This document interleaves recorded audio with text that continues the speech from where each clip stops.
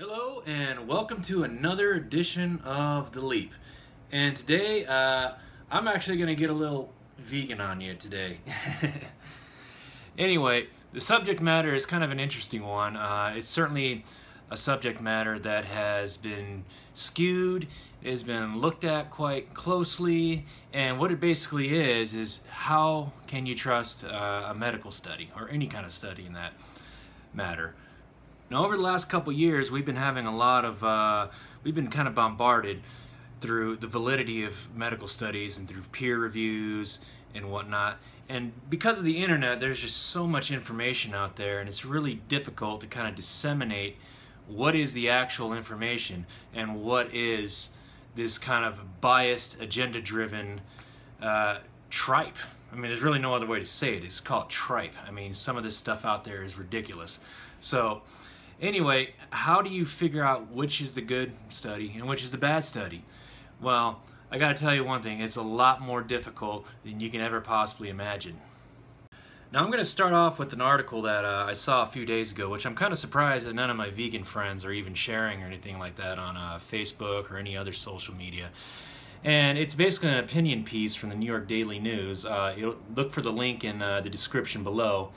It was written by Marta Zaraska, and she kind of exposes sort of the underbelly of meat research, and she calls it big meat, and you can also call it big dairy, because dairy also kind of falls under that pretense as well. And basically what she's talking about is how a lot of these studies that are very pro-meat, you know, saying bacon is good for you, lean meat is good for you, blah blah blah, you know, chicken is okay, don't worry about the arsenic. I mean, basically these studies are being funded by big meat trade organizations, meat companies in general, and basically it's very hard to kind of accept the findings, because how do you accept the findings when it's pretty clear that the source of the money is biased? Now, you can call me a vegan propagandist all you want. I'm okay with that. I mean, you can go ahead and make fun of me, I don't care. But you have to look at it this way. I mean, this is a nearly $200 billion industry, and you would not tell me that they would make something up, or they would favorably try to manipulate something that makes them look good to protect their assets, to protect their future in the market. I mean, if you don't believe that, then you're pretty darn naive. I'm just going to go ahead and say that. I mean, everybody plays an angle, and that's always kind of the issue we run into with these medical studies, because unless you're a good journalist and you're a good searcher, you're going to have trouble figuring out which are the good studies and which are the bad studies. Now, in the article, they had a couple of examples, but my favorite one was when they were talking about you're having trouble with your sleep patterns, and and according to this one study, it says you should eat a high-protein diet to improve your sleep patterns. Well, guess who sponsored it? The Beef Checkout and National Pork Board. You really think they're gonna say anything bad about their product? Now, I'm gonna admit, I'm not much different than a lot of people. I'm pretty skeptical about just about any medical study, but so a lot of times you have to look at the practical applications. Now, I know meat is bad because think about what you do with your bacon grease. You put it in a jar, or your sausage grease, you put it in a jar. Do you put it down your sink? No, because it's gonna clog up the sink. So what do you think that fat is going to do to your body, which is basically just a whole series of tubes? I mean, think about that. Here's one experience I can relate to in regards to the meat industry. When I was an electrician back in the day, we used to have to do a lot of work at a particular grocery store, and every now and then we had to replace the lights in the meat displays. We had to use specific lights that would make the meat look red, make it look healthy. We couldn't use any other kind of lights, because then it'll completely gray the meat, it'll completely manipulate what it looks like, and people won't buy it. I mean, that is basically what we're up against, the complete manipulation of a system. And if you think that's kind of healthy, and if you think having to insert nitrates and other preservatives into your meat so it won't rot as fast, I don't really think that's healthy at all, regardless of what some medical studies might say. Now, I'm pretty much vegan for the long haul now, so I have no problem putting down meat and meat products in general. I mean, You could say what you want about the intolerable cruelty that animals are put through in order to get that meat to your plate. I'm just talking about the simple effects that it has on your health, the garbage that is being inserted into these products, and it really questions your whole idea of health. Now you can completely turn this around on me and say that, well, all your vegan studies are made by biased sources and blah blah blah. Yeah, you could say that too, and I understand that. I mean, that's kind of a problem I run into all the time with my regular blog, which is at parsonspersonaltraining.com.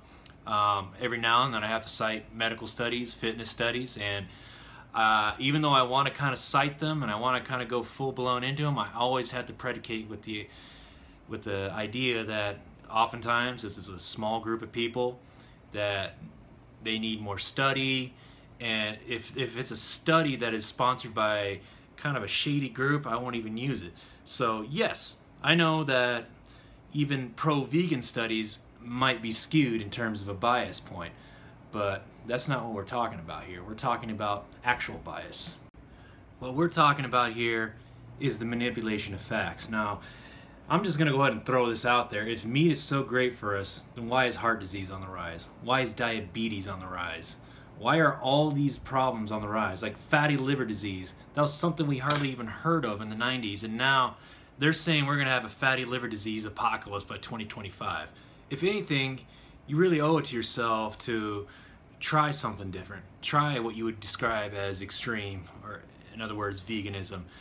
For me, I was 400 pounds. I was really out of shape, really unhealthy, and granted, I'm still a little heavy at 250, but still, that's like 150 pounds.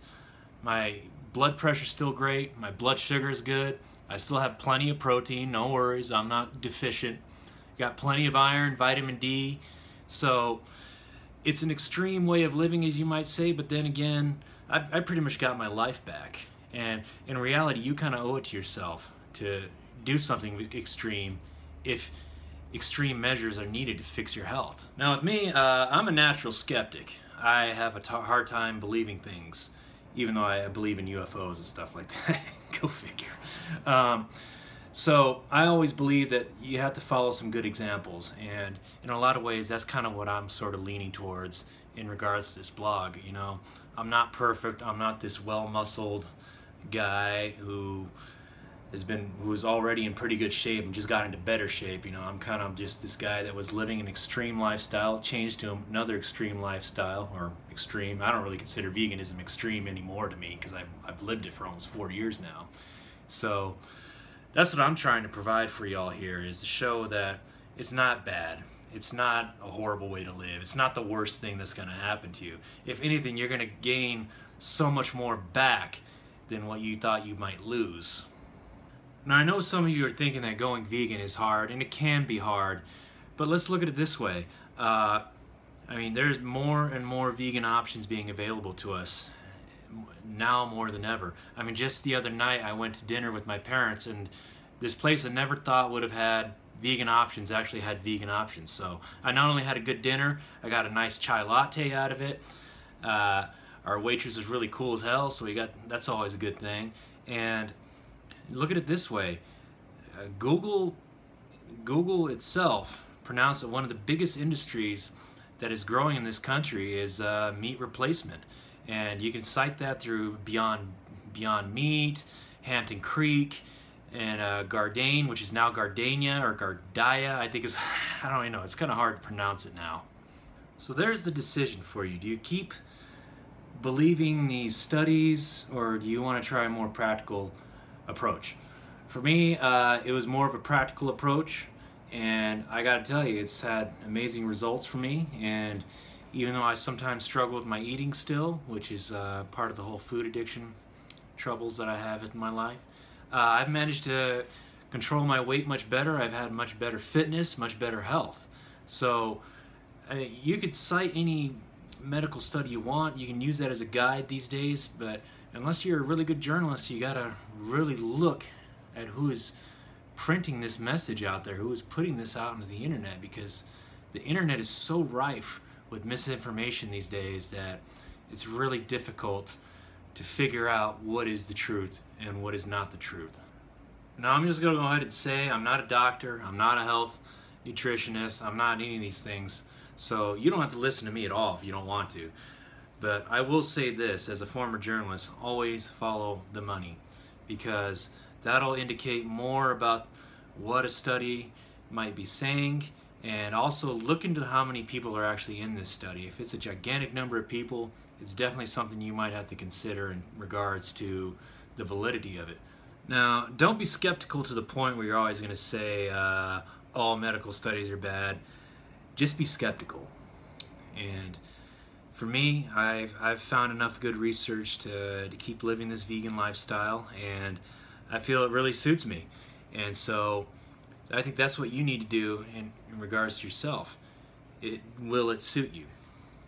My philosophy on the vegan diet is I always tell somebody, just give it a shot.